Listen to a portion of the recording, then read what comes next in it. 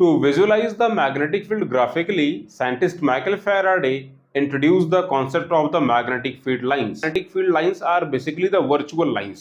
ये अपने आप में एक virtual lines are the hypothetical lines होती हैं which one are drawn around a bar magnet or the current carrying wire or the moving charge to depict the magnetic field graphically. They were first time introduced by the scientist Michael Faraday who discovered the electric generator. ये जो सबसे पहली property है, they do not originate or the terminate, they basically emanates and enters in a magnetized material. ये किसी magnetic material में से बाहर की तरफ निकलती हैं और फिर उसके अंदर इंटर कर जाती हैं, means they are basically the closed loop. इस बात को आप याद रखेंगे। And they can enter at any angle at the surface of the magnetized material, किसी भी एंगल पर ये इंटर कर सकती हैं, किसी भी एंगल पर बाहर निकल सकती हैं। अनलाइक अगर बात करें तो इलेक्ट्रिक लाइंस जो थी वो हमेशा मेटेलिक कंडक्टर के सरफेस पर परपेंडिकुलर हुआ करती थी, लेकिन यहाँ ऐसा होने वाला नहीं है।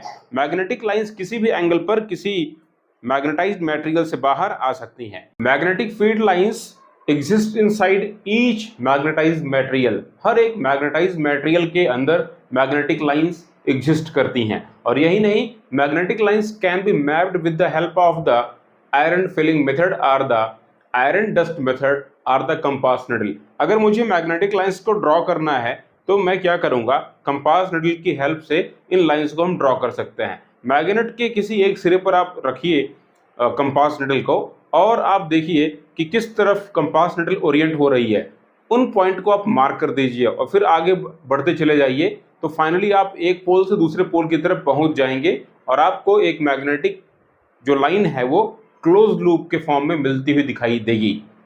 Poles are the places where the magnetic field intensity is maximum. जिन प्लेसेस पर मैग्नेटिक फील्ड की इंटेंसिटी ज़्यादा होती है उन्हें हम जो है वो फिजिक्स की लैंग्वेज में बोलते हैं pole. There are the two types of the pole in a magnet and there is no existence of the monopole.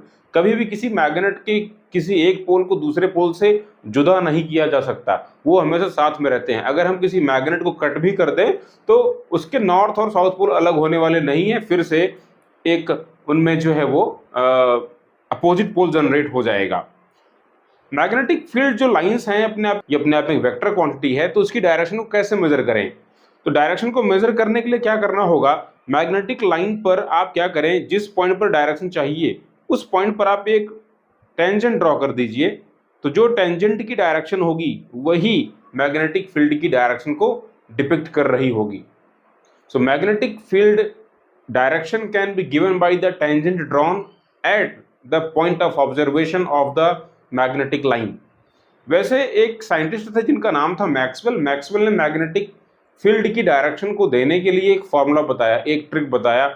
उनका एक जो है रूल है जिसे कहते हैं Maxwell's right hand thumb rule. उन्होंने क्या बताया, अगर हम किसी करंट कैरिंग वायर को ले लें, करंट कैरिंग वायर को हम पकड़ें और उसको राइट हैंड के ग्रिप में होल्ड कर लें। मान लो ये एक वायर है, इस वायर में करंट पास कर रही है, आप इस वायर को होल्ड कर लीजिए अपने हाथों में, जो राइट हैंड आपका है इसमें होल्ड कर लीजिए ग्रिप में। क्या करना है आपको, just see that your thumb is in the direction of the current flowing in the wire, then half curl finger will give the direction of magnetic field। फिर से देखिए, अगर कोई मैन किसी करंट कैरिंग वायर को अपने right hand के grip में होल्ड करे और जो थंब है वो करंट की डायरेक्शन को शो कर रहा हो, उस केस में तो जो दो आधी मुड़ी हुई जो उंगलियां हैं, जो हाफ कर्ल फिंगर हैं, वो मैग्नेटिक फील्ड लाइंस या मैग्नेटिक फील्ड की डायरेक्शन को दे रही होंगी। मतलब अगर ये स्ट्रेट वायर है तो मैग्नेटिक फील्ड लाइंस बनेंगी सर्कुलर, यही ये कहना चाहते हैं।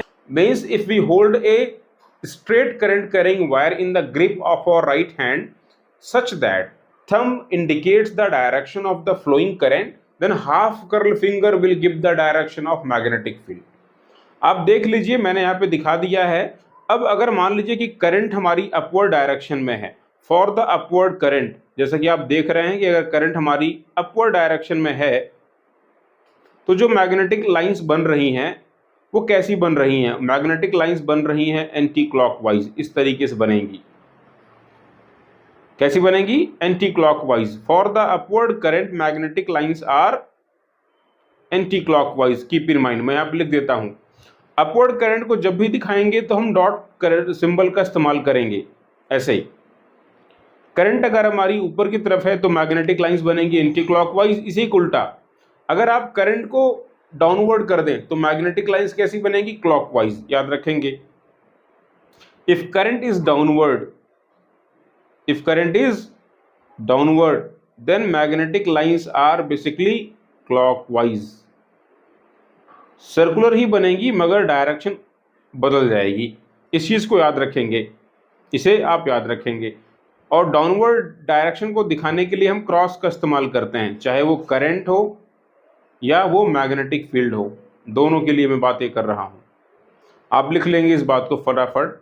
इस चीज को आप नोट कर लें, अगर हमारे पास अपवर्ड डायरेक्शन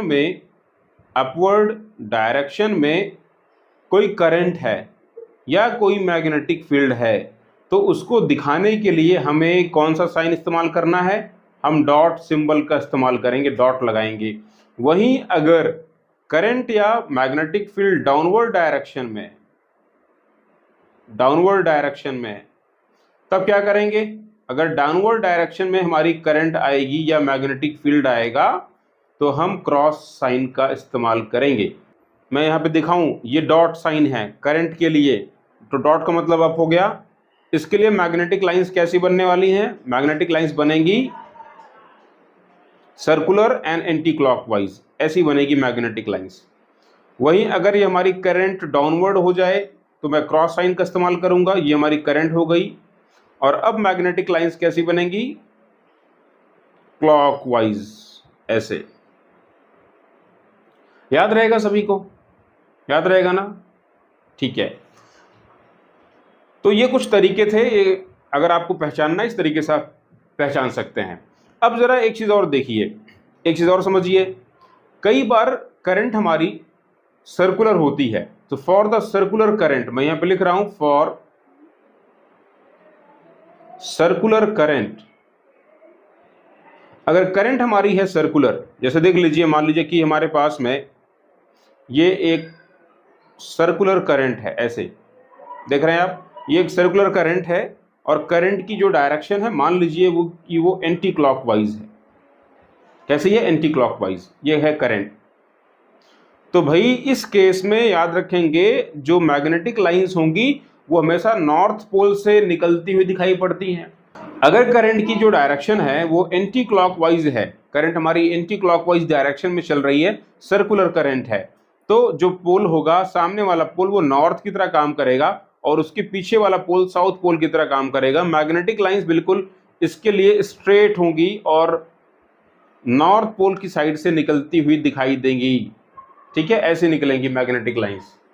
आगे समझिए, आगे समझिए। मान लीजिए कि हमारे पास में जो करंट है वो सर्कुलर तो है, मगर इस बार करंट हमारी जो है वो क्लॉकवाइज डायरेक्शन में है। कैसे है? क्लॉकवाइज डायरेक्शन में। तो अगर करंट हमारी क्लॉकवाइज डायरेक्शन में है तो जो सामने वाला फेस होगा वो साउथ की तरह काम करेगा और पीछे वाला सिरा जो होगा वो नॉर्थ की तरह काम करेगा। और अब जो है हमारी मैग्नेटिक लाइंस देख लीजिए रिवर्ट हो जाएंगी, ये लेफ्ट साइड में ऐसे नॉर्थ से निकलती हुई दिखाई देंगी। मैग्नेटिक लाइंस हमेशा नॉर्थ पोल से ही निकलती हैं, इसको याद रखें, और साउथ पोल में इंटर कर जाती हैं। क्लियर है? कोई दिक्कत की बात किसी को नहीं है ना? इस तरीके से आप मैग्नेटिक लाइंस की डायरेक्शन को जो है वो दे सकते हैं, कोई दिक्कत की बात नहीं है। एक और रूल हमारे पास में जिसे कहते हैं हम लोग right hand palm rule, right hand palm rule बोलते हैं इसको। एक और रूल है जिसे बोलते हैं राइट हैंड पाम रूल। इससे भी हम मैग्नेटिक फील्ड की डायरेक्शन को देते हैं।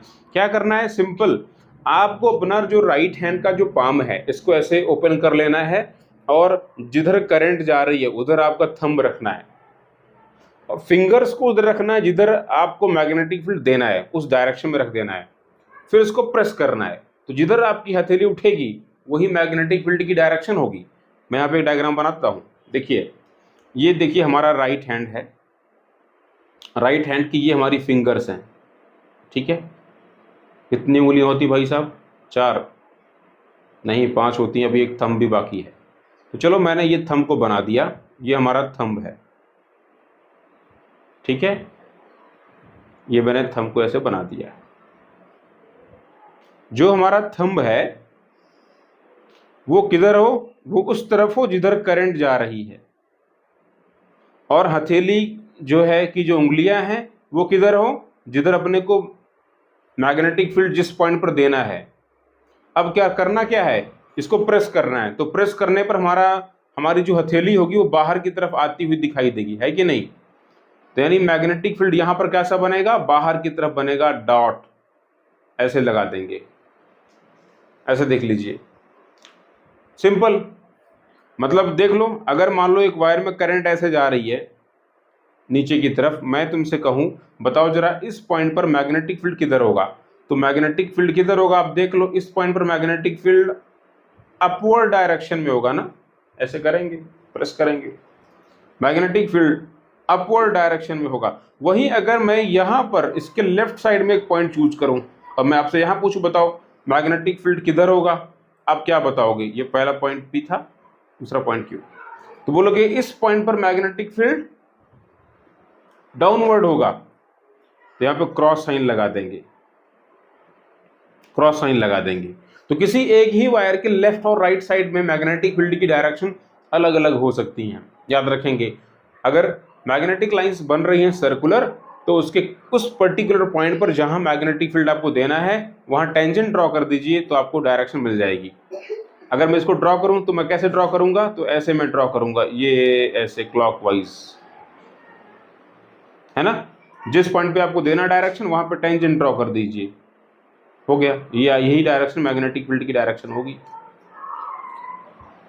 इन सब रूल से हम मैग्नेटिक फील्ड की डायरेक्शंस वगैरह को दे सकते हैं। अब आगे वाले लेक्चर में हम बात करेंगे कि मैग्नेटिक फील्ड कैसे पता लगाते हैं, due to the straight wire, due to the circular wire, due to the circular arc, solenoid, है ना, करंट करेंट जो है टोरॉइड, एटसेट्रा।